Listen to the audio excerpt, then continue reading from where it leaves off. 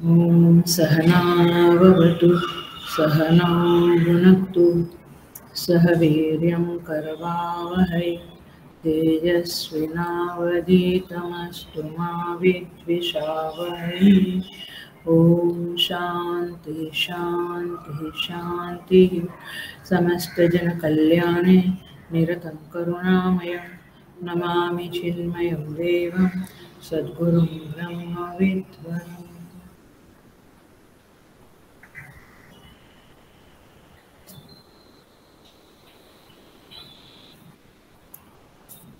So, Hari Om.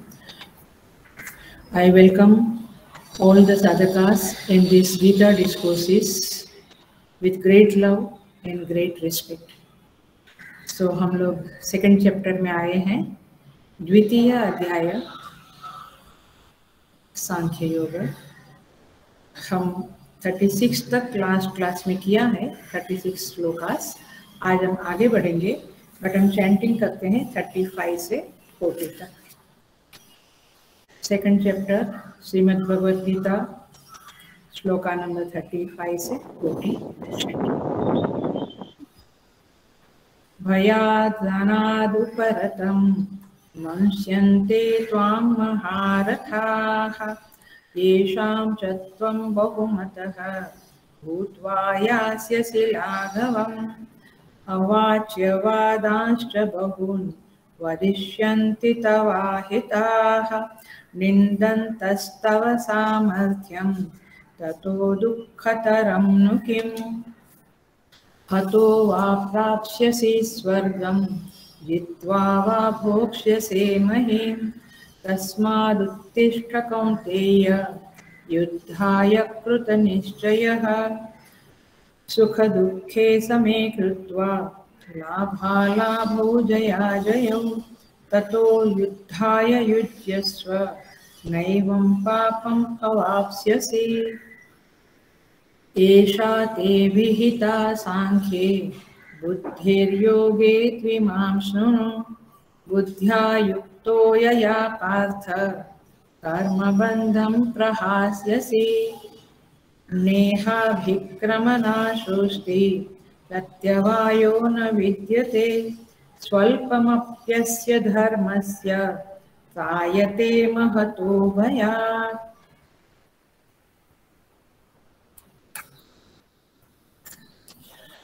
तो 36 number का श्लोक से शुरू कर रहे हैं हम। 37 नंबर के श्लोक से शुरू कर रहे हैं। 36 तक लास्ट क्लास में देखा था।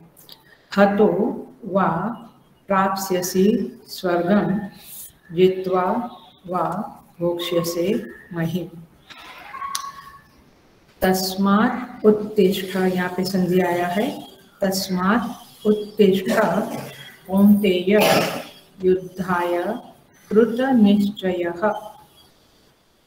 भगवान अर्जुन को बहुत कुछ ज्ञान मार्ग में समझा चुके, माने आत्म दृष्टि से युद्ध करने का औचित्य प्रभु ने अर्जुन को समझाया।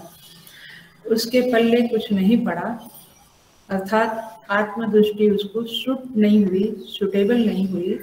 प्रभु ने देख लिया, जान लिया, तो प्रभु 31 नंबर के 31 नंबर के श्लोक से जीवात्मा की दृष्टि से उपदेश करना प्रारंभ करते हैं। 11 से 30 तक आत्म दृष्टि से उपदेश किया प्रभु ने। 31 से लेके 53 तक भगवान जीवात्मा दृष्टि से, माने हमारे व्यवहार की दृष्टि से अर्जुन को उपदेश करने जा रहे हैं, प्रारंभ कर चुके हैं प्रभु।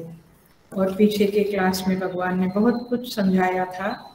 तुम यदि युद्ध नहीं करोगे तो कीर्ति और स्वधर्म की हानि होगी, लोग तुम्हें मरने के बाद अपयश देंगे, और जो छोटे लोग हैं वे भी तुम्हारी निंदा करेंगे।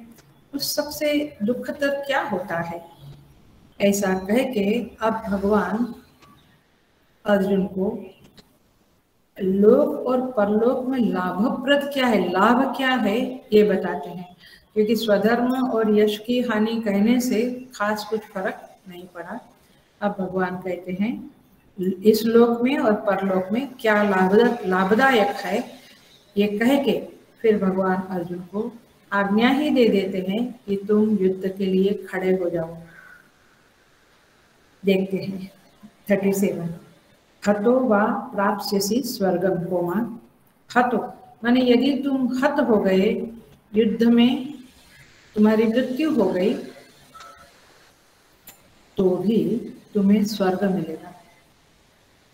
माने मृत्यु होगी तो स्वर्ग मिलेगा, ये एक लाभ बताया भगवान ने। दूसरा, जित्वा वा भोक्ष्यसे महिम। महिम माने पृथ्वी का राज्य। यदि तुम जीत गए तो भोक्ष्यसे महिम, भोक्ष्य से का अर्थ होता है भोगेगा, महिम माने पृथ्वी का राज्य भोगेगा। माने तुम्हें मृत्यु होगी तो क्या मिलेगा? स्वर्ग मिलेगा। अभी बोला स्वर्ग मिलेगा। और यदि तुम जीत गए तो तुम्हें पृथ्वी का राज्य मिलेगा। ये लाभ बताया प्रभु ने। तस्मात् इसीलिए उत्तिष्ठ कौन्तेय, हे कौन्तेय, हे अर्जुन उठो और तुम युद्धाय कृत निश्चयः, युद्ध के लिए निश्चय करके उठ जाओ। अब तुम युद्ध करने का डिसाइड कर लो। तो इस तरह से प्रभु अर्जुन को कहते हैं। देखते हैं इसका अंडरस्टैंडिंग क्या है। देखिए, तो ये सारा कन्विक्शन करने का कोशिश है प्रभु का युद्ध करने के लिए। तो भगवान कहते हैं अर्जुन तुम्हारे दोनों हाथों में लड्डू है, क्योंकि मर गया तो स्वर्ग, जिंदा रहा तो पृथ्वी का राज्य। इस बात को समझने के लिए जो भगवान अर्जुन को समझा रहे हैं, आज्ञा दे रहे हैं, आदेश दे रहे हैं। हमें तो भगवान आदेश नहीं देने वाले हैं आकर ऐसे प्रत्यक्ष खड़े रहकर, लेकिन इस प्रभु के आदेश का महिमा और अंडरस्टैंडिंग हम करें। थोड़ा एनालिसिस करके आगे बढ़ूंगी।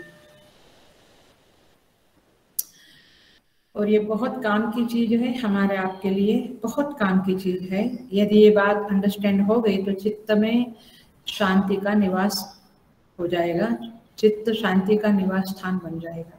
सुनिए, परमेश्वर हमें जो परिस्थिति देते हैं, अर्थात ध्यान से सुनना, अर्थात जो हमारे किए हुए कर्म का फल रिलीज करते हैं। आया पकड़ में? हमारे कर्म का फल पक गया, अब रिलीज करते हैं, और उसी के फलस्वरूप माने वही है कि परिस्थिति हमारे सामने आ जाती है, पेश हो जाती है बिन बुलाए कभी कभी। वो परिस्थिति परमेश्वर भेजते हैं फलस्वरूप, हमारे कर्मों के फलस्वरूप। लेकिन वो कैसे भेजते हैं, कितना हमारे कर्म का फल का हिसाब भेजते हैं, कब भेजना, कितना भेजना, किस समय, किस रूप में, ये सब वे जानते हैं। इज द ग्रेट कर्म फलदाता, ये उनका टाइटल है, ये उनका लक्षण है, कैरेक्टरिस्टिक है, गुण है उनका। तो वे हमें अपने स्वभाव के अनुसार, माने how much I can bear, स्वभाव के अनुसार, अथवा how much I don't dance with so much of the ego, माने वो प्रभु जानते हैं कि हमारी क्या औकात है, क्या ताकत है, उसके मुताबिक भेजते हैं। मुझे लगता है ये बिल्कुल हमारे जीवन से सटोसट चलने वाली बातें हैं, इसलिए आप इसको ग्रास्प कर लेना, बहुत लाभ होगा। वे हमारे स्वभाव के अनुसार, हमारे संस्कार के अनुसार और प्रारब्ध के अनुसार परिस्थितियां भेजते हैं। उनकी भेजी हुई परिस्थिति को स्वीकार करना ये विजडम है, स्वीकार ना करना ये मूर्खता है। अब देखें, हम अपने अंदर ही देखते जाएंगे, इनर यात्रा भी हम साथ साथ करेंगे। क्योंकि हम क्या जानते हैं कि हमारा हित कहाँ है।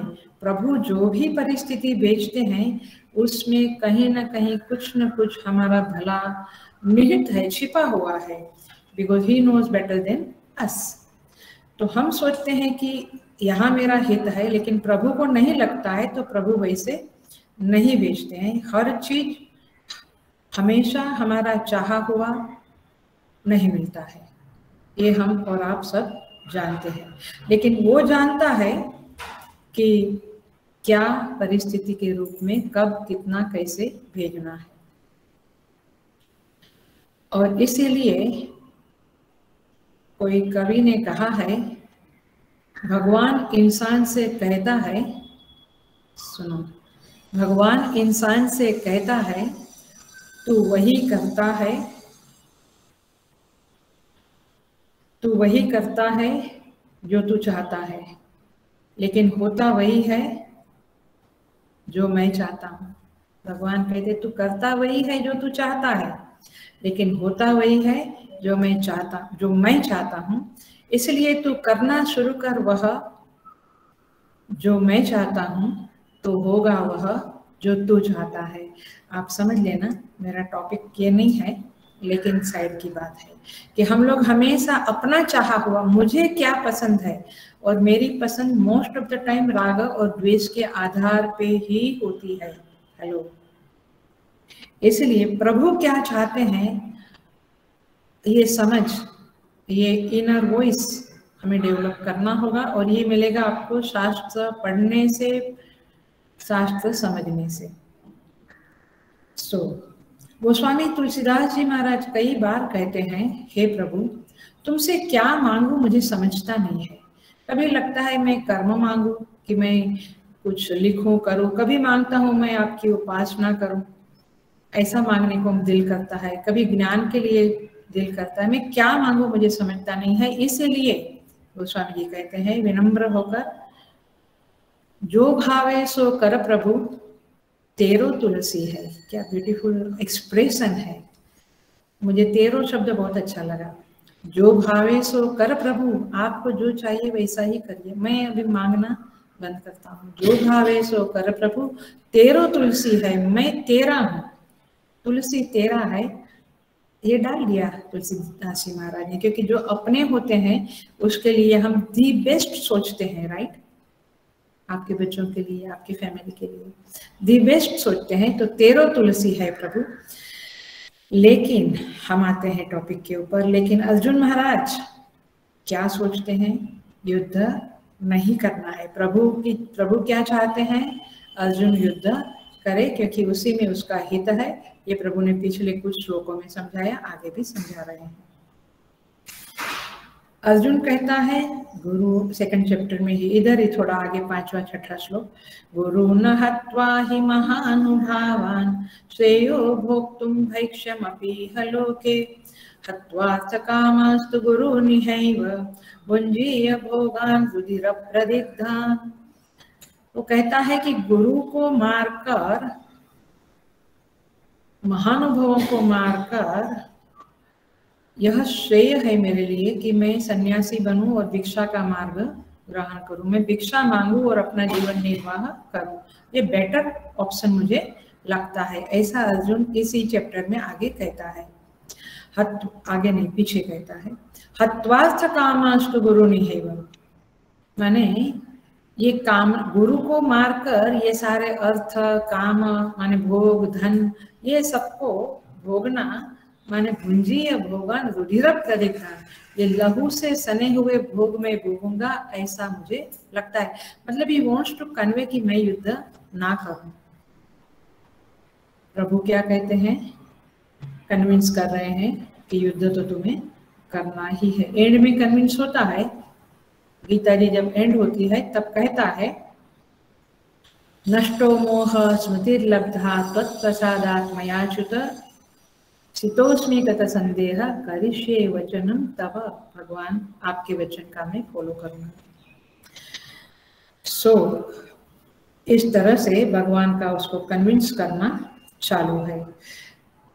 तो जो परिस्थिति हमारे सामने आती है, याद रखें हम साधक लोग, वो भगवान प्रदत्त है, प्रभु ने भेजी हुई है, और सोच समझ कर ही वे भेजते हैं, और हम सब उनके हैं, इसलिए उनकी प्रजा है, उनके बच्चे हैं। इसलिए प्रभु हमें इस गीता के द्वारा उपदेश, अर्जुन को उपदेश के द्वारा हमें बताते हैं कि हर परिस्थिति को स्वधर्म आचरण के द्वारा रिस्पॉन्ड करे, धर्म सम्मत रिस्पॉन्ड करे, पलायन ना करे और उससे विचलित भी ना होवे, और हिम्मत रखे, और प्रभु का दिया हुआ है परिस्थिति हम उसे निभाएंगे, हम उसको सही तरह से रिस्पॉन्ड करेंगे, क्योंकि हर परिस्थिति धर्म क्षेत्र है, कुरुक्षेत्र है। और जैसे वहां पे अर्जुन को कहते हैं, वैसे यहाँ पर भी प्रभु हमें यही कहते हैं, तस्मात् उत्तिष्ठ कौन्तेय। भगवान कहते हैं ये अर्जुन तुम खड़े हो जाओ। सो देखिए, भगवान कहते हैं हतो वा प्राप्स्यसि स्वर्गम। अब थोड़ा सा लॉजिक देखते हैं इसमें। हतो, तुम्हारी हत्या हो गई, तुम मर गए, तो भी तुम्हें स्वर्ग मिलेगा।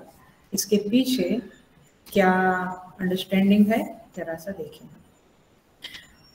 शास्त्र में कहते हैं वीर वृत्ति से रणभूमि में जो धर्म पूर्वक युद्ध करते हुए, धर्म पक्ष में रहते हुए युद्ध करते हैं, उसमें यदि कोई मर जाता है तो उसे स्वर्ग प्राप्त होता है।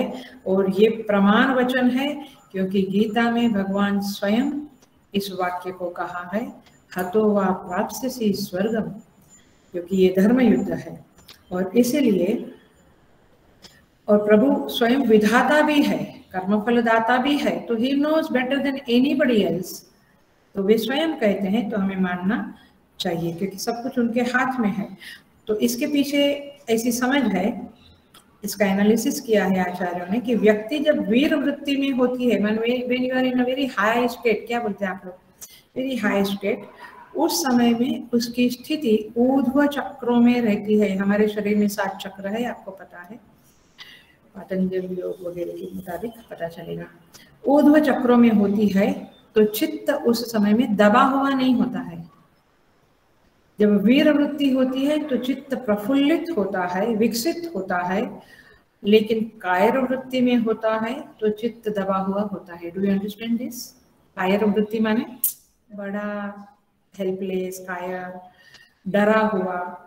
ऐसा जब इंसान का चित्त होता है तो वो नीचे के चक्र में बसता है, रहता है। उनका मन निम्न चक्रों में, स्तोत्र में, लेवल में रहता है।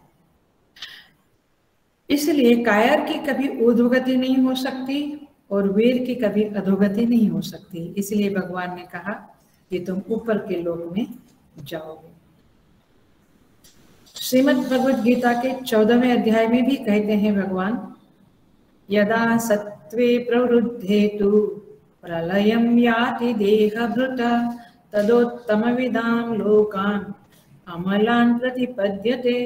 भगवान कहते हैं जब सत्व बढ़ जाता है, सत्व माने सत्वगुण, सत्वगुण का अर्थ है यू फील वेरी फ्रेश। आप जो भी पढ़ते हो आपको याद रह जाता है। You feel like reading more, contemplation करने की आपकी वृत्ति बढ़ जाती है, जप करने की वृत्ति, मेडिटेशन करने की वृत्ति बढ़ जाती है। तो अथवा काम में बहुत फोकस हो जाता है, आप कुछ सोचते हो, स्टडी करते हो तो आपको क्लैरिटी मिल जाती है इत्यादि। सत्वगुण बहुत ही पॉजिटिव है। भगवान कहते प्रलयम याति देहभृत, जब आपकी माने जब समय आता है, इंसान मृत्यु को प्राप्त करने की घड़ी में है, उस समय में यदि वो सत्व गुण में है, मैंने पीछे भी कहा था कि इसलिए हमारे यहाँ पे विष्णु सहस्त्रनाम, गीता वगैरह पढ़ना शुरू करते हैं। तो भगवान कहते हैं तो फिर आप उत्तम लोक में जाओगे। उत्तम लोग जहाँ गए हैं उस उत्तम विदाम लोकान अमलान प्रतिपद्यते, निर्मल स्वर्गलोक में जाओगे। तो ये है एक प्रमाण, हत्वा वा प्राप्स्यसि स्वर्गम। दूसरा है, भगवान कहते हैं दूसरा परिणाम है युद्ध में, इस धर्म सम्मत युद्ध में, जित्वा वा भोक्ष्यसे महिम। तुम यदि जीत जाओगे तो तुम पृथ्वी का राज्य को भोगोगे, अर्थात भूपति बनोगे, महीपति बनोगे। राजा का मूल लक्षण होता है उसके पास कितनी भूमि है। आप धनवान धन कुबेर बन गए तो भी राजा नहीं बन सकते हो। राजा का तो प्रमाण है कि भूमि कितनी है उसके पास, और इसलिए राजा लोग युद्ध करते रहते हैं और भूमि को संग्रहित करने के लिए। तो शासन में यदि भूमि ना हो तो राजा नहीं कहलाता है। तो प्रभु कहते हैं कि तुम जीत गए तो सारी पृथ्वी के तुम राजा बन जाओगे, which is a great Prestige.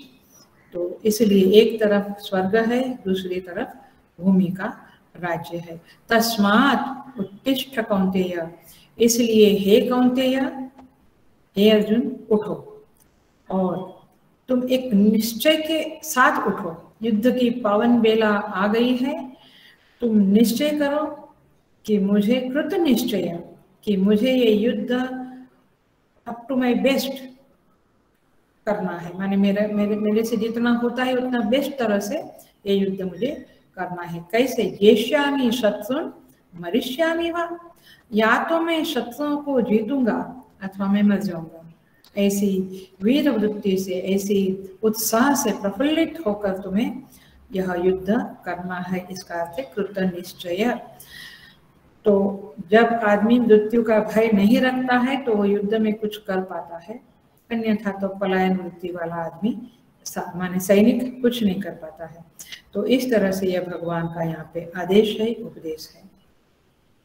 अब प्रभु 38 नंबर के श्लोक में ये कहना चाहते हैं कि तुम्हें यदि डर लगता है कि मैं युद्ध करूं, हेलो मैं भूमिका बना रही हूं, मैं 37 और 38 के बीच का सेतु बांध रही हूं।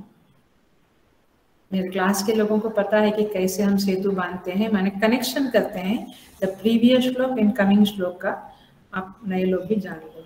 तो ये सेतु है। प्रभु कहते हैं कि प्रभु सोचते हैं कि शायद अर्जुन के मन में यह होगा कि चलो मरूंगा तो वो बात अलग है, स्वर्ग मिला या भूपति बना वो सब बात अलग है, लेकिन मुझे युद्ध करने से पाप मिला तो, क्योंकि पाप से तो हम सब डरते हैं, तो पाप तो नहीं चाहिए, हमें तो पुण्य चाहिए। तो अर्जुन के इस शंका को, अर्जुन की इस शंका को प्रभु निवारण करते हुए 38 नंबर का श्लोक आप बोलते हैं, इसे हम देखेंगे। भगवान कहते हैं सुख दुखे समय कृत्वा लाभालाभौ जयाजयौ, लाभ अलाभौ जय अजयौ। ये द्वंद्व है, ऑपोजिट पेयर ऑफ ऑपोजिशन है, ऑपोजिट है, समझ में आया ना? जय विजय पराजय, लाभ गैर लाभ अथवा हानि।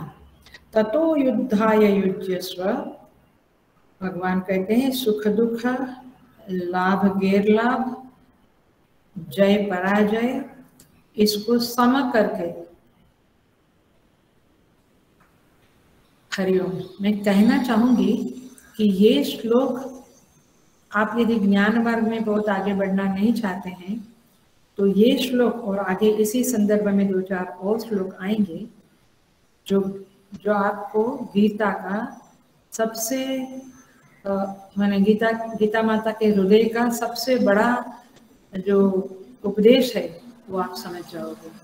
मतलब गीता का उपदेश है समता को प्राप्त करो, जीवात्मा दृष्टि से समता को प्राप्त करो, परमार्थ दृष्टि से उसका अलग निरूपण होगा, बट अभी जीवात्मा दृष्टि से है। तो समता ये गीता का बहुत प्यारा उपदेश है। गीता माता को ये शब्द भी बहुत पसंद है, इसलिए यहाँ पे आया है। सो भगवान कहते हैं सुख दुख को, जय पराजय, लाभ हानि को सम करके, समान करके, समय कृत्वा। This word is the crux of Gita. This word is the crux of उपदेश। सारे उपदेशों का सार यही है, कर्म के संदर्भ में, व्यवहार के संदर्भ में। समान करके ततः युद्धाय युज्यस्व, इसके बाद तुम युद्ध के लिए तैयार हो जाओ। युद्धाय युज्यस्व, तैयार हो जाओ। क्यों? न एवं पापम अवाप्स्यसि, इस प्रकार युद्ध करने से तुम पाप को नहीं प्राप्त करोगे। So don't worry about the sins, don't worry about the guilt. तुम्हें गिल्ट लगने वाला नहीं है, पाप लगने वाला नहीं है। सो देखें हम कैसे कहते हैं प्रभु। सुख दुखे समे कृत्वा,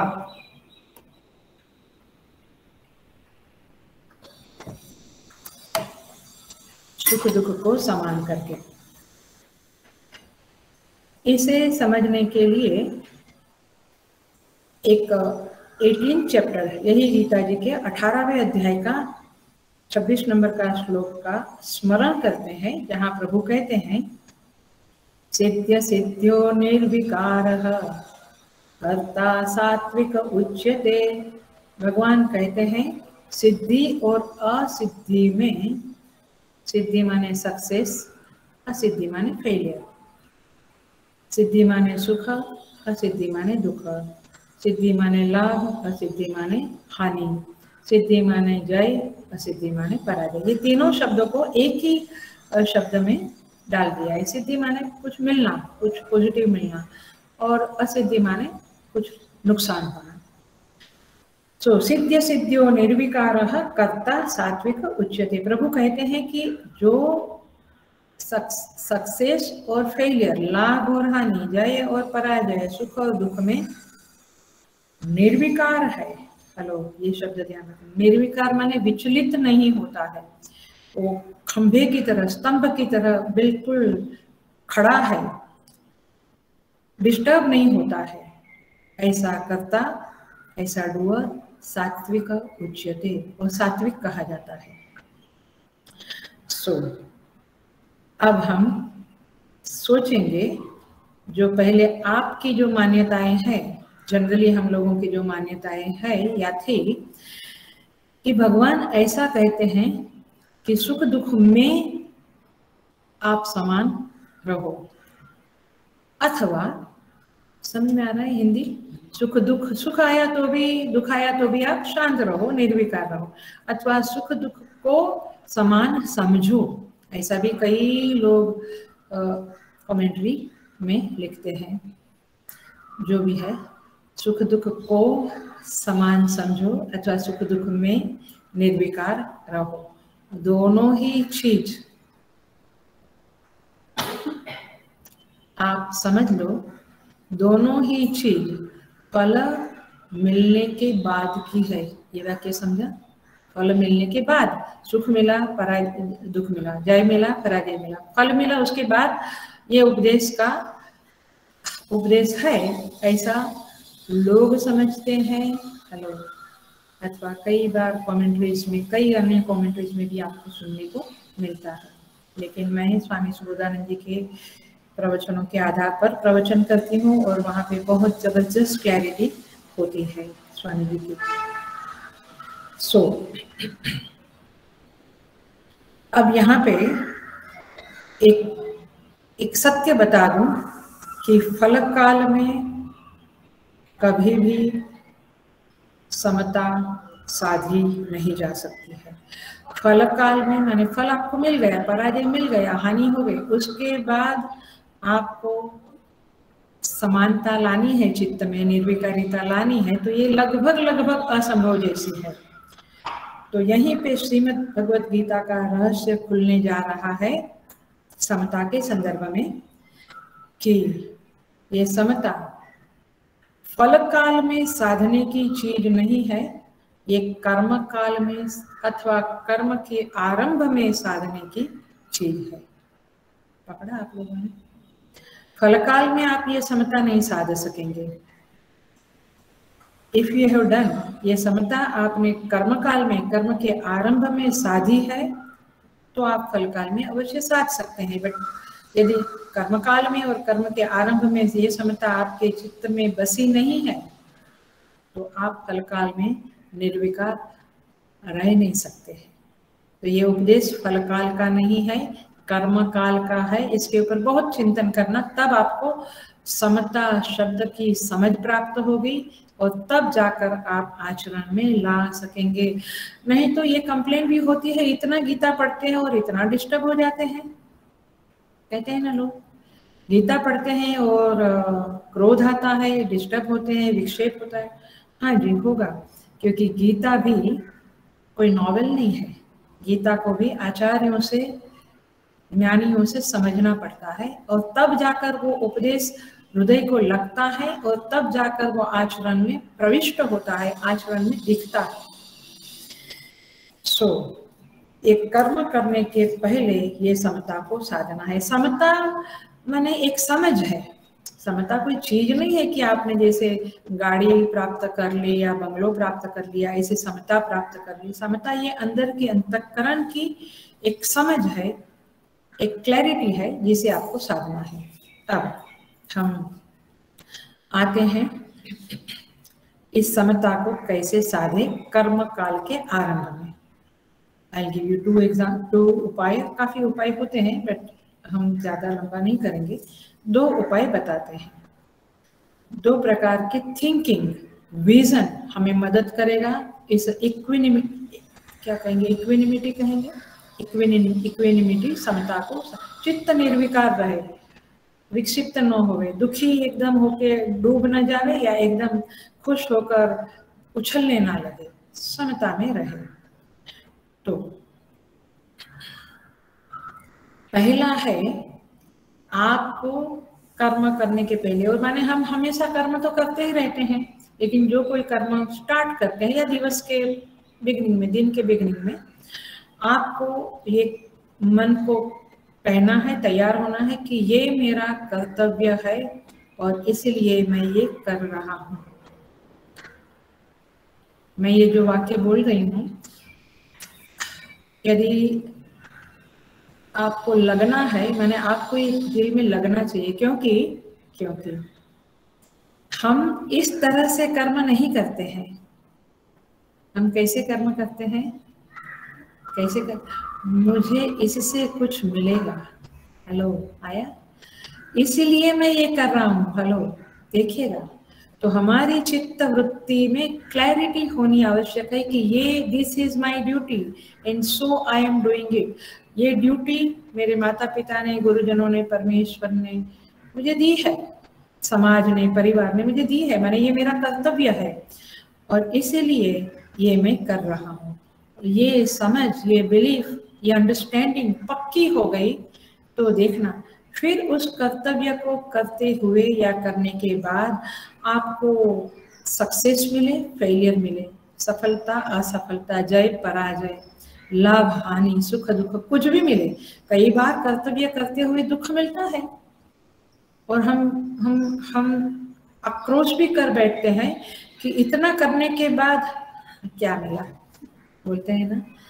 आप सोचिए, गीता ऐसे ही तो गीता पढ़ लिया, सुन लिया और हमारा आचरण दी बेस्ट हो गया, ऐसे नहीं होगा। इसके ऊपर मंथन चिंतन करना पड़ेगा। ये मेरा कर्तव्य है इसलिए कर रहा हूँ, ये समझ के कारण सुख दुख हानि लाभ जय पराजय जो भी, कई बार हमारे माने लोग कहते हैं कि ये क्या किया आपने, ऐसा क्यों किया, वगैरह वगैरह। लेकिन जब ये आपके चित्त में ये वृत्ति दृढ़ होती है और आप कर्म आरंभ करते हैं तो आप में समता रहेगी, क्योंकि you are doing your duty, simple.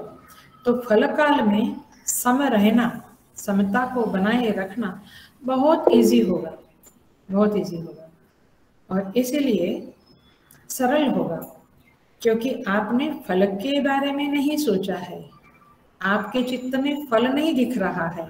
फल निश्चित किया जाता है कि मुझे ये फल चाहिए, लेकिन वो कंटिन्यूअस कर्म काल में दिखता नहीं है। दिखता क्या है, दिस इज माय ड्यूटी, कर्तव्य दिखता है। और इसलिए समता साधी जा सकती है इस अंडरस्टैंडिंग के द्वारा, इस कर्तव्य निष्ठा के द्वारा, समझ के द्वारा। नंबर 2, दूसरा है उपाय समता साधने का कि यह जो कर्तव्य है वो नीरस है, इट्स जस्ट रस नहीं है उसमें इतना। लेकिन जिनको ईश्वर में श्रद्धा है, आस्था है, ईश्वर के प्रति भक्ति है, वो क्या सोचता है, उसको कैसे सोचना है, उसको किस थिंकिंग को पकड़ के समता को साधना है, उसके लिए सबसे बड़ी चीज कर्तव्य नहीं है। लेकिन भक्त के लिए क्या है, जिसने ये कर्तव्य दिया है कर रहे हिंदी को, जिसने ये कर्तव्य दिया है वह कर्तव्य से ऊपर है, ऊंचा है, हायर है। वो व्यक्ति क्या करेगा, उसकी नजर, कर्तव्य तो वो करेगा ही करेगा, लेकिन उसकी नजर प्रभु के ऊपर रहेगी, भगवान के ऊपर रहेगी। और इसका अर्थ है, नजर रहेगी माने ऐसा नहीं कि मैं कुछ लिख रहा हूँ, कुछ लैपटॉप पे काम कर रहा हूँ तो मैं कंटिन्यूस भगवान को याद करूँ, ऐसे नहीं समझना। समझ बहुत बड़ी चीज होती है और ये ग्रेस से मिलती है, कृपा प्रसाद से मिलती है, गुरुजनों के, भगवान के। इसका अर्थ ये है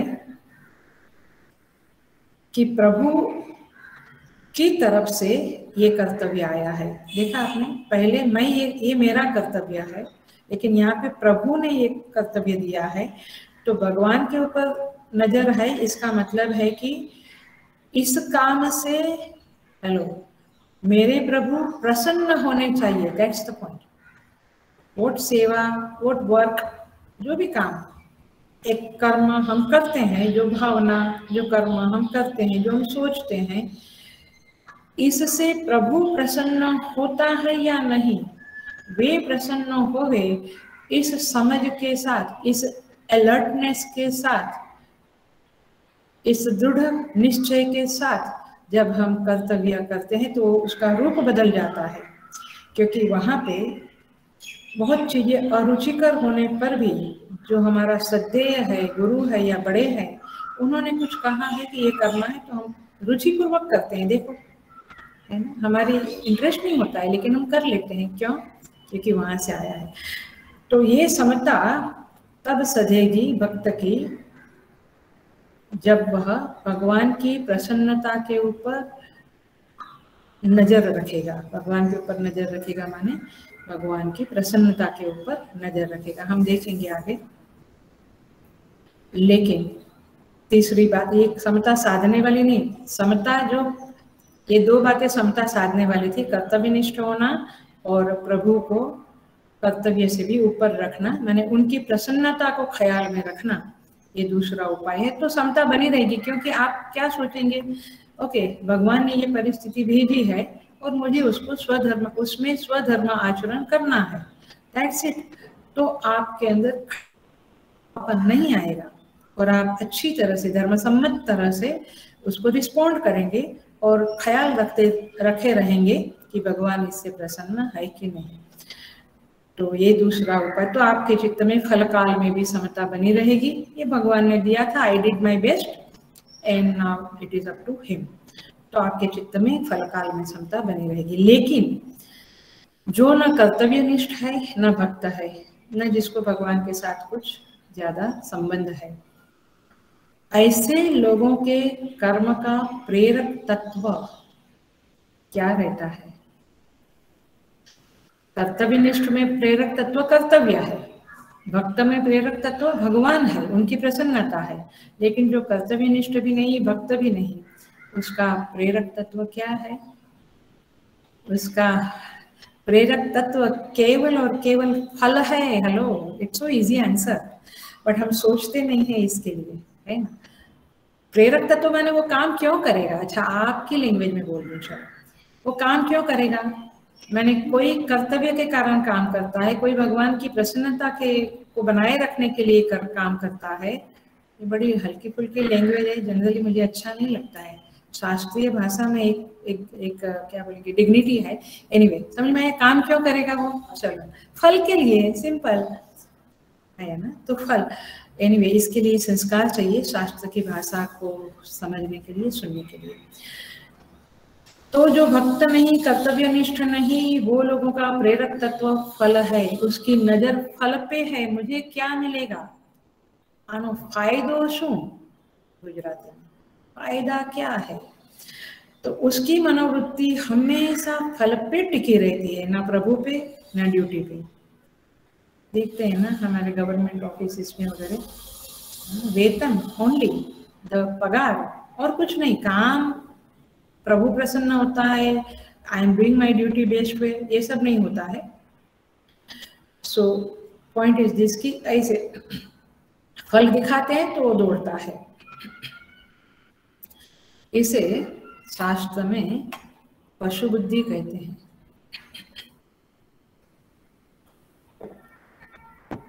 अथवा बाल बुद्धि कहते हैं। हमें अपना इंट्रोस्पेक्शन जरूर करना चाहिए कि हम किस बुद्धि वाले हैं,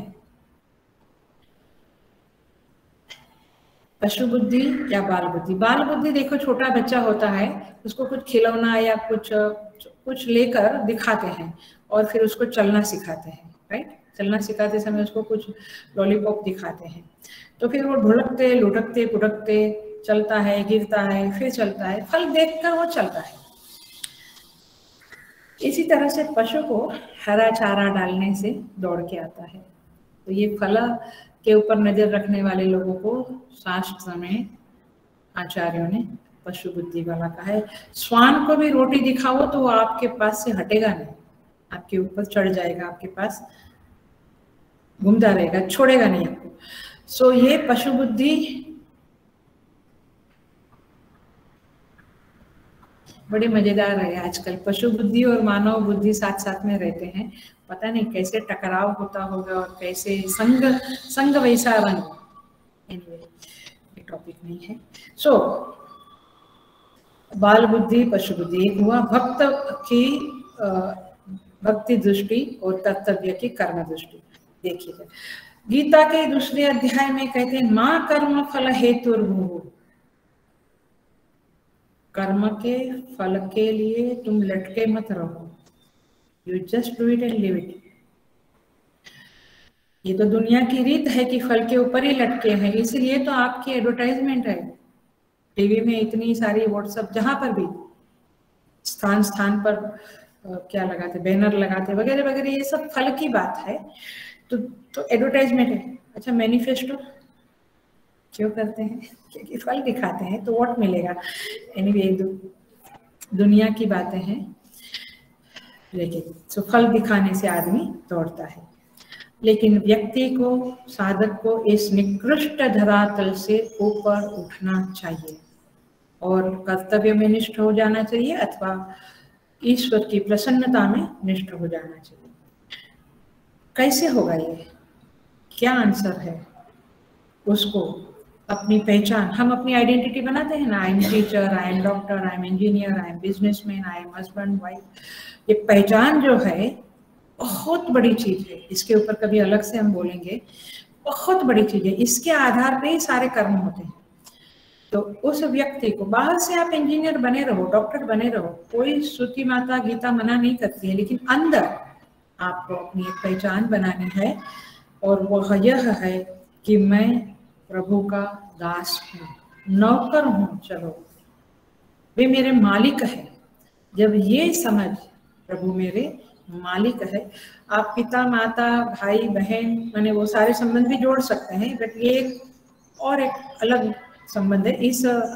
इस श्लोक के संदर्भ में बता रही हूँ। जब हम नौकर बन के जिएंगे तो फिर नौकर का अंदर हमेशा एक विनम्रता होती है, होनी चाहिए। यदि नौकर दास भाव है, वे मेरे बॉस है, वे मेरे मालिक है, ऐसा भाव है, वे मेरे स्वामी है, तो हमारे अंदर एक विनम्रता रहती है। और इसीलिए गोस्वामी तुलसीदास जी महाराज कहते हैं, खरा हूँ खोटा हूँ रावरो, हे महाराज मैं आपका हूँ। अभी का समय की बातें छोड़ो, जो सर्वेंट आते हैं और मालिक, वो तो महीने महीने में बदलने वाला मामला हो गया। पहले के समय में बहुत ही निष्ठा रहती थी। इसलिए मीरा भी कहती है, मैंने चाकर राखो जी गिरिधर, मेरे तो गिरिधर गोपाल दूसरा ना कोई। ये निष्ठा रहती थी, ये दासत्व रहता था, और तब जाके स्वामी उसका पूरा भार उठा लेता था, है ना। पहले जो नौकर रहते थे वो बूढ़े हुए तो निकालने दिए जाते थे, उसका अंत तक मालिक उसको संभालते थे। तो यहाँ पॉइंट यह है कि जब हम प्रभु को मालिक मानेंगे तो फिर जो पहले के समय, अभी भी है, ऐसा नहीं है कि नहीं है, लेकिन डाइल्यूशन भी है। तो नौकर क्या मानता है कि मैं काम ऐसे करूं जिससे मेरे मालिक, मेरा जो बॉस है, मेरे जो सेठ है, वो प्रसन्न रहे, है ना, तब जाके वो नौकर प्रिय होते थे और जन्म भर एक ही घर में डेडिकेट होते थे। तो ये नौकर भाव अपने अंदर, दास भाव अपने अंदर रखने से हम परमेश्वर की प्रसन्नता को अनायास बिना प्रयास किए वो हमारी नजर में रहेगी कि ये इससे प्रसन्न नहीं होंगे या होंगे। तब भगवान की प्रसन्नता पे दृष्टि होने से फिर पर्सनल लाभ और पर्सनल हानि, पर्सनल जय, पर्सनल पराजय वो मायने नहीं रखता है। अभी हम लोग भी मिशन में काम करते हैं तो we do our best to for the project, to do the best for the project. फिर उसमें 1000 आए, 2000 आए, 500 आए, हमने अपना बेस्ट किया है। हम भगवान को साथ में रखकर, धर्म को साथ में रखकर अपनी पूरी कोशिशें करते हैं, तो फल का सुख दुख इतना मायने नहीं रखता है ना। लेकिन आप पर्सनल पे जाओ, ओ मेरा गीता चैंटिंग तो बहुत बढ़िया था लेकिन मुझे तो प्राइज नहीं मिला, आ गया पर्सनल पे।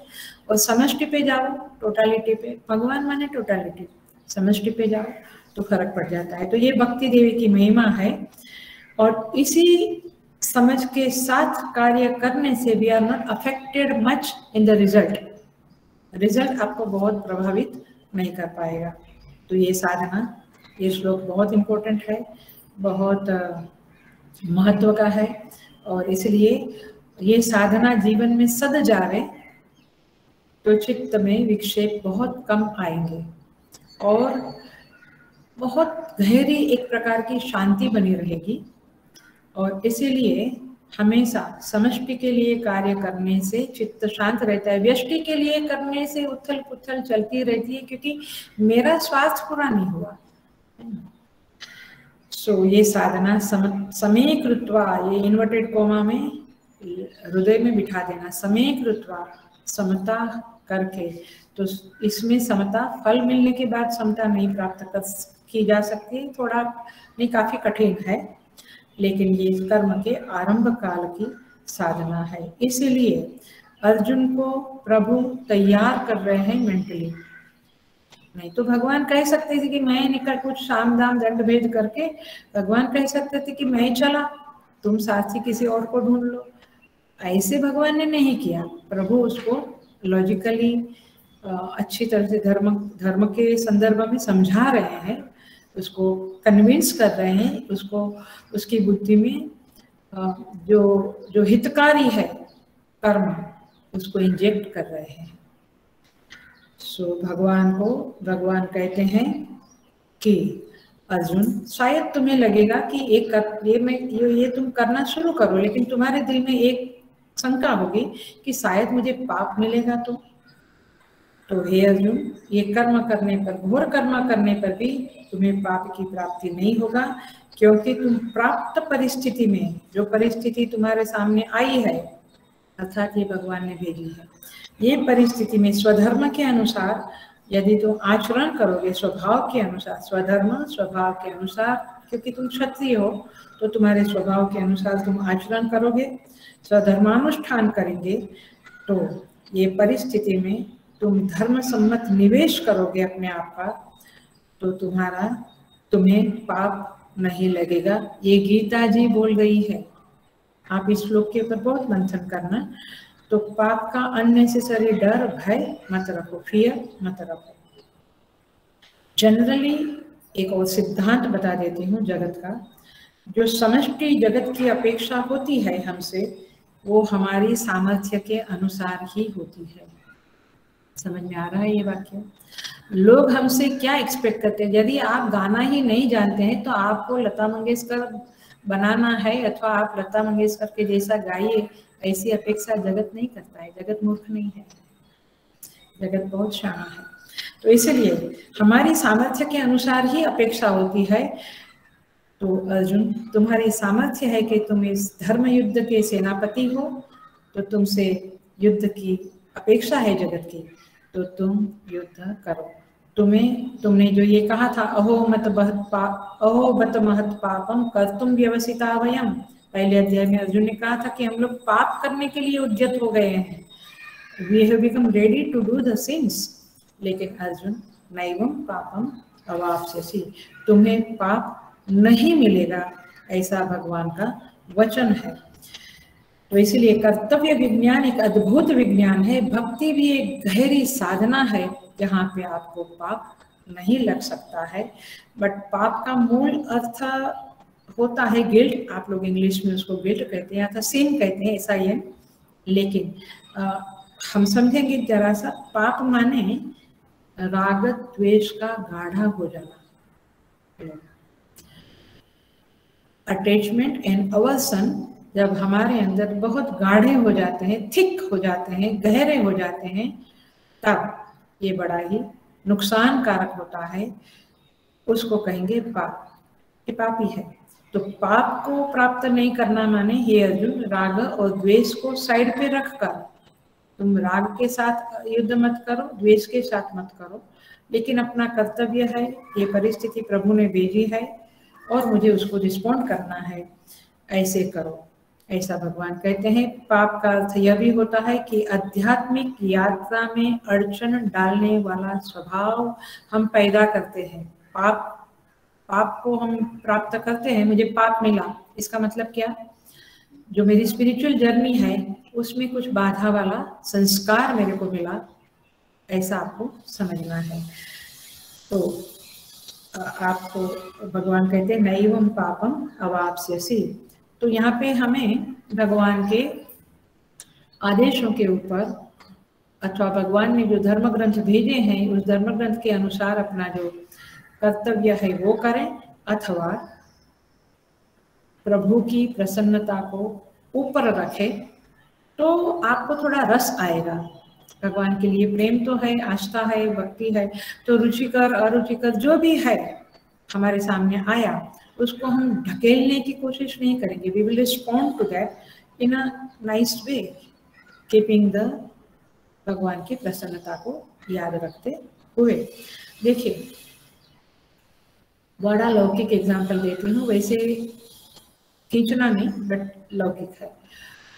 डॉक्टर होता है, मरीज होता है, पेशेंट, वो पेशेंट को मीठी दवा दे, कड़वी दवा दे, इंजेक्शन दे, सर्जरी करे, लेजर करे, एंडोस्कोपी करे, मैंने जो भी करे, लेकिन मरीज को यदि डॉक्टर में श्रद्धा है, डॉक्टर जो कुछ भी मुझे कहेंगे, दवा खाने को, माने दवाई खाने को, गोली खाओ, इंजेक्शन लो, कुछ 11-15 जो भी, या सर्जरी करनी पड़ेगी या सीटी स्कैन करना पड़ेगा, जो भी, तो मरीज को यदि श्रद्धा है और ये समझ है, देखो समय कृत्वा में समझ ये है कि वे मेरे हित के लिए ये उपदेश कर रहे हैं कि आपको सर्जरी करानी पड़ेगी, या मैंने इसमें आप आजकल का मिक्सिंग नहीं देखना, एक प्योर सेंस में मैं बोल रही हूँ। तो यदि मरीज को ऐसा श्रद्धा है और वे ऐसा सोचता है, ऐसी उसकी समझ है, सोच है कि ये मेरे हित के लिए कहते हैं, और मेरा तो ज्ञान बहुत कम है, मुझे तो ज्ञान नहीं है कि what is right what is wrong, तो I should follow his advice, है ना। तो इस तरह से अर्जुन को यदि समझता है, या हमें यदि समझता है कि हमारी व्यष्टि बुद्धि की बहुत एक छोटी सी सीमा है, बहुत छोटी है हमारी व्यष्टि बुद्धि, लेकिन समष्टि बुद्धि जो परमात्मा है, अथवा धर्मशास्त्र माने परमात्मा की बुद्धि से ही निकला हुआ आदेश है। तो परमात्मा जो कहते हैं वे हमारे हित के लिए है, बस ये समझ रख लो आप, that's enough, that's enough, and that will follow समय कृत्वा। फिर फल काल में आप सम रहेंगे, इसमें कोई संदेह नहीं है।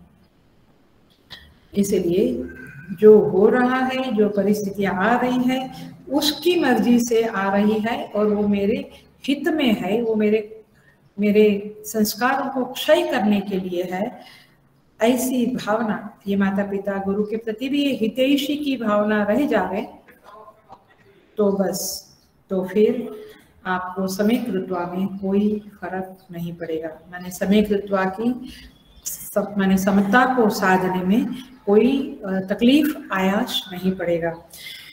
इसलिए भगवान की व्यवस्था में विश्वास रखो, यही हमारे गुरुजन कहते हैं। और हमारा एजेंडा जो होता है उसे प्रभु के एजेंडा में सरेंडर कर दो, बस दैट्स द पॉइंट। यही कर्मयोग का रहस्य है और ये सारी बातें समेकृत्वा वाली ये कर्मयोग ही है। इसलिए आगे के श्लोक में बोलेंगे कर्म और कर्मयोग में क्या फर्क है, ये हम आगे के श्लोक में देखेंगे। बट ये श्लोक जो है ये पूरा का पूरा कर्मयोग का है। और ऐसे कर्म करने से, कर्मयोग करने से, माने कर्मयोग की समझ को साथ में रखकर कर्म करने से आपको पाप नहीं लगेगा, चित्त शुद्धि होगी। तो इस तरह से यहाँ पे ये श्लोक पूरा होता है। हम आगे चले जाते हैं आगे के श्लोक में। 39 नंबर के श्लोक में प्रभु कहते हैं, ये कर्मयोग जो मैंने तुम्हें समझाया, समेकृत्वा का अर्थ ही कर्मयोग है। मैंने समेकृत कर्मयोग करेंगे तो समेकृत्वा साधेंगे आप। तो अब भगवान कहते हैं कि कर्म बंधन को कैसे काटे, ये पाप हमें कैसे न प्राप्त होवे, उसके लिए भगवान 39 में कहते हैं, माने कर्मयोग विषयक बुद्धि का निरूपण करते हैं।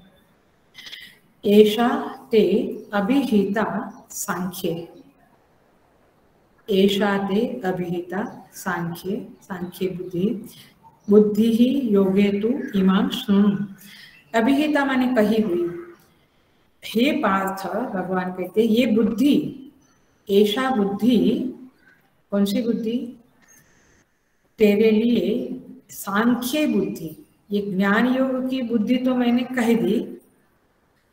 अब योगे बुद्धि माने कर्मयोग की बुद्धि, तू ईमान सुनो, तुम उसे सुनो। अभी मैं कर्मयोग विषयक बुद्धि को बताने जा रहा हूँ। हमें यदि पिछले क्लासेस में ज्ञान योग वाला कुछ समझ में नहीं आता है तो सांख्य बुद्धि में हमारी चांच नहीं डूब रही है, हम उसमें वो इंजेक्ट नहीं हो रहा है, डोंट वरी। इफ देन आप कर्मयोग के विषय में बुद्धि को सुनो, कर्मयोग के विषय में सुनो। भगवान कहते हैं ऐसा बुद्धि, सांख्य बुद्धि ते अभिहिता, ये सांख्य बुद्धि, ये ज्ञान योग की बात तुम्हें कह दिया मैंने, अब तुम योगे बुद्धि सुनो, योग कर्मयोग के विषय में बुद्धि सुनो। बुद्धिया युक्तो यया पार्थ, माने इस कर्मयोग की बुद्धि से युक्त होकर, देखो बुद्धि से युक्त होना माने अंदर ही समझ से युक्त होकर, हे पार्थ कर्म बंधन प्रहासिसी, तुम कर्म बंधन को छोड़ दोगे, माने कर्म बंधन से तुम मुक्त हो जाओगे। बहुत क्लैरिटी वाला श्लोक है, माने बहुत क्लैरिटी देगा आपको। मैं जानती हूँ कि प्रथम गीता सुनने वालों को थोड़ा कठिन होगा, बट ऊपर से मुल्ला नासरुद्दीन की बातें करके तो गीता नहीं करनी है हमें। हम जितनी समझ होवे आप उसे ग्रहण करें, नहीं होती है तो दोबारा तिबारा सुने, विचार करें और कुछ कमेंट्रीज पढ़ के आप उसे ग्रास्प करने की कोशिश करें, क्योंकि ऐसा नहीं है कि गीता जी बहुत इजी है, उपनिषद बहुत कठिन है, नहीं, गीता जी भी कठिन है, समझे। तो भगवान कहते हैं ये योग बुद्धि और सांख्य बुद्धि के बारे में मैं तुम्हें समझाता हूँ।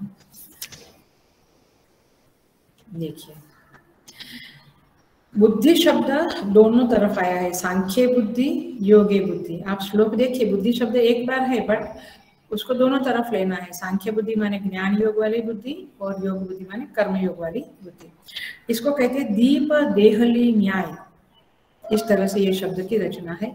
दीप देहली न्याय माने हम उम्रे में, क्या बोलते हैं इंग्लिश में, उम्रा होता है ना, घर के बाहर और घर के अंदर, बीच में वो उम्रा, जिसकी हम लोग, मुझे याद है हम लोग छोटे थे तो पूजा करते थे, रोज उम्रा की पूजा होती है कि देवता हमारे घर में प्रवेश करे वगैरह वगैरह। सो दीप देहली न्याय से वो दिया अंदर भी प्रकाश देता है, बाहर भी प्रकाश देता है, तो बीच का है। वैसे ये सांख्य बुद्धि और योग बुद्धि, बीच में ये बुद्धि शब्द डाला है। अब सांख्य बुद्धि माने सम्यक ख्यायते इति, जो अच्छी तरह से परमात्मा के विषय में निरूपण करता है उसे सांख्य बुद्धि कहते हैं। यहाँ पे तत्व का, परमेश्वर का, आत्मा का निरूपण हुआ हो, जिस व्याख्यान में, जिस प्रवचन में अथवा जिस श्लोकों में, उसे कहते हैं सांख्य बुद्धि वाला श्लोक, माने ज्ञान योग वाला श्लोक। समझ में आ रहा है? उसमें आपको ये नहीं बताएंगे कि आपको भावताल कैसे करना है, आपको ये by one get one free वाला मामला कैसे सुलझाना है, आपको लाइक संसार की बातों के बारे में बात नहीं करेंगे। उसमें क्या बात करेंगे, माने यहाँ उसमें कर्म के बारे में भी नहीं बात करेंगे। उसमें क्या करेंगे, केवल जीव जगत और ईश्वर का आपको निरूपण होगा, मेनली परमात्मा का, आत्मा का निरूपण होगा। इसे कहते हैं सांख्य योग अथवा ज्ञान योग। यदि हम कहते हैं कि हम ज्ञान योगी है तो फिर हमें इंट्रोस्पेक्शन करना होगा कि क्या मेरे चित्त में सतत आत्मा के विचार चलते हैं कि जगत के विचार चलते हैं। जब हम इस आत्म तत्व के बारे में श्रुति शास्त्र जो कहते हैं, आचार्य गुरुजन जो कहते हैं, वो जब हम सुनते हैं तो हमारे चित्त में, हमारे हृदय में एक निश्चयात्मिका वृत्ति का निर्माण होता है। एक पक्का कन्विक्शन वाला डिसीजन होता है कि ईश्वर ऐसा है, आत्मा ऐसा है। ठीक है, इसको कहते हैं शास्त्र में प्रमा। आपके चित्त में प्रमा की निष्पत्ति होती है, प्रमा उत्पन्न होती है, एक समझ उत्पन्न होती है, एक कन्विक्शन उत्पन्न होता है कि ओके आत्म तत्व ऐसा है, परोक्षतया बट होता है। तो ये मीमांसा जब होती है तो ये समझ उत्पन्न होती है। उसे कहते हैं सांख्य बुद्धि। पारमार्थिक निरूपण के द्वारा एक कन्विक्शन जो मुझे प्राप्त हुआ उसे कहेंगे सांख्य बुद्धि। लेकिन मेरी पहुंच वहां तक नहीं है। I am not able to reach to that state, that understanding. मेरी बुद्धि में इतनी ताकत नहीं है। बीमार आदमी शीरा नहीं पचा सकता है, ऐसे मेरे में नहीं है। तो फिर अब मुझे योग बुद्धि के बारे में समझना चाहिए। और भगवान कहते हैं सुनो अर्जुन, अब तुम्हें मैं योग बुद्धि के बारे में बताने जा रहा हूं। तो योग बुद्धि क्या है? तो योग बुद्धि वह है जो कर्म के संदर्भ में, भक्ति के संदर्भ में आपको बताई जाती है। मतलब जीवात्मा दृष्टि से दिया हुआ उपदेश योग है, आत्मदृष्टि से दिया हुआ उपदेश सांख्य है। ख्याल में आ रहा है? तो ये दो शब्द में कंफ्यूज नहीं होना। तो योग वह है, अब मैं थोड़ी आगे बढ़ती हूँ, जरा सा मैं एक डीपर लेवल पे जा रही हूँ। तो योग वह है, शंकराचार्य जी भगवान भाष्यकार इसी गीता के शंकर भाष्य में लिखते हैं। ऐसे तो शंकर भाष्य की हर पंक्ति पढ़ते हुए क्लास लेना मेरा प्रिय है, मुझे प्रिय है, लेकिन शंकर भाष्य तो नहीं पढ़ा सकते हैं यहाँ पे।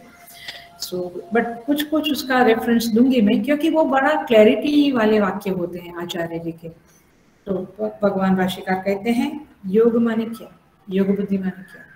वे कहते हैं तत्प्राप्ति उपाय। ये टुकड़ा है, ये एक भाष्य का टुकड़ा मैं बोल रही हूँ। तत्प्राप्ति उपाय माने जो सांख्य बुद्धि, जो परमात्मा के बारे में पक्की बुद्धि, निश्चयात्मिका बुद्धि आपको प्राप्त करनी है, तो तत्प्राप्ति उपाय, उस बुद्धि की प्राप्ति के लिए जो उपाय है उसे योग कहते हैं। पकड़ में आ रहा है एकदम?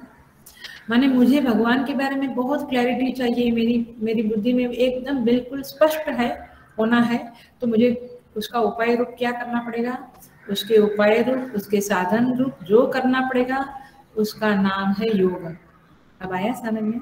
हम लोग योग माने कुछ समझते हैं, बट ठीक है। तो ये वृत्ति, अब मैं ब्यूटीफुल लैंग्वेज का उपयोग करूंगी। इस वृत्ति के उदय के, इस माने निश्चयात्मिका वृत्ति, परमार्थ तत्व की निश्चयात्मिका वृत्ति के उदय के योग्य अंतःकरण का निर्माण करने वाला जो साधन है उसे योग कहते हैं। आया? ये है योग। योग क्यों कहा? क्योंकि योग माने उसका धातु ही जोड़ देना। तो जो उस परमार्थ दृष्टि वाली जो बुद्धि है उससे जो जोड़ दे हमें, उस साधन का नाम है योग। तो ये योग सहायक साधन है सांख्य बुद्धि की प्राप्ति में। तो इसीलिए ध्यान रखें, ये जो कर्म हम करते हैं वो केवल कर्मानुष्ठान है या कर्म योग है। कर्म योग में हमारी बुद्धि परमात्मा से जुड़ने का कोशिश करती है, और जब कर्म योग होकर अंतःकरण निर्मल हो जाता है तो उसमें फिर सांख्य बुद्धि का निर्माण हो जाता है। फिर परमात्मा तत्व चमाचम चमकता है वेरी मच क्लैरिटी के साथ। तो ये योग है। इस योग में चार, माने आप चार योग शब्द में चार शब्द को याद रख लो। पहला है ज्ञान योग, जो सांख्य बुद्धि है वो ज्ञान योग, ठीक है, वो अलग है, वो एक अलग है। लेकिन योग शब्द में तीन और नाम है, कर्म योग, भक्ति योग और अष्टांग योग, अथवा समाधि योग भी कहते हैं उसे। कर्म योग, भक्ति योग और अष्टांग योग। माने कर्मयोग माने कर्म करते हुए, समष्टि के लिए कर्म करते हुए, माने स्वार्थ बुद्धि से नहीं, दूसरों के हित के लिए, लाभ के लिए कर्म करते हुए जब हम परमात्मा से जुड़ने की कोशिश करते हैं, माने समष्टि ही परमात्मा है, तब वह कर्मयोग कहलाता है। और हमने पिछले श्लोक में कहा कि जैसे हम कर्तव्य तो करें, लेकिन परमात्मा की प्रसन्नता को नजर में रखते हुए कर्म करें तो वो भी कर्मयोग कहलाता है। तो एक है कर्मयोग, दूसरा है भक्ति योग। तो कर्म की प्रधानता से जो आराधना हुई वो कर्मयोग, लेकिन भाव की, हेलो ध्यान रखना, भाव की प्रधानता से जो हम कर्म करते हैं, भक्ति करते हैं, तो वह है भक्ति योग। देखिए, भाव माने हमारी उसमें निष्ठा होना, शरणागति होना, भरोसा होना, श्रद्धा होना, आस्था होना, ये भाव है। उनके प्रति विराट बुद्धि होना, माने ये महान है ऐसी बुद्धि होना, ये भाव है, ये भक्ति है। देखो, हनुमान जी कर्मयोगी भी थे और भक्त भी थे, है ना। तो उनमें राम जी के प्रति महान भक्ति भी थी, भाव भी था, और कर्मयोग भी उनमें ग्रेट था, क्योंकि वो भगवान राम के लिए करते थे। के लिए इन्वर्टेड कोमा में आप पकड़ लेंगे, किसके लिए आप काम करते हैं? घर के लिए, परिवार के लिए, ठीक है, वो भी ठीक है कम से कम, लेकिन आप संस्था के लिए, आप समष्टि के लिए, समष्टि माने दूसरों के लिए, समाज, सोसाइटी, देश, तो वो अलग हो जाता है। तो वह जो है वो कर्मयोग कहलाने के योग्य हो जाता है। तो ये हुआ कर्मयोग, ये हुआ भक्ति योग। और तीसरा है अष्टांग योग, जहाँ पे आप कहते यम, नियम, आसन, प्राणायाम, धारणा, ध्यान, समाधि, प्रत्याहार, ये जो है वो अष्टांग योग है। वो भी आप करें तो वो भी योग है, वो भी आपके अंतःकरण को योग्य बनाएगा उस प्रमा की उत्पत्ति के लिए। तो ये कर्मयोग, भक्ति योग, अष्टांग योग के जो उपदेश है वो जीवात्मा दृष्टि से, व्यवहार की दृष्टि से है, और वो सांख्य योग आत्म दृष्टि से है। अब भगवान कहते हैं कि सुनो, ऐशा ते अभिहिता सांख्ये बुद्धि योगे तू इमाम सुनो। अब सुनो तो प्रभु हम सुने, लेकिन क्यों सुने? भगवान कहते हैं सुनो इसलिए कर्म बंधम प्रहास्यसि, आप कर्म के बंधन को तोड़ दे सकोगे यदि आप कर्मयोग करेंगे तो। बहुत बड़ी बात है, बहुत गहरी बात है। इस पे तो स्टडी क्लास होना, विचारणा होना, चर्चा होना, इससे भी बहुत ज़्यादा आपको क्लैरिटी हमें मिल सकती है। केवल प्रवचन से जितनी मिलती है उतनी मिलती है, लेकिन चर्चा करने से, चिंतन मनन, चार लोग बैठ के उसके ऊपर विचार विमर्श करें, मनन करें, तो बहुत लाभ होता है। लेकिन आप माने पूर्व पुण्य है तो एक क्षण में ये बातें इंजेक्ट हो जाएगी हृदय में, नहीं तो थोड़ा प्रयास करना पड़ेगा। तो क्यों सुने? भगवान कहते कर्म बंधम प्रहास्यसि।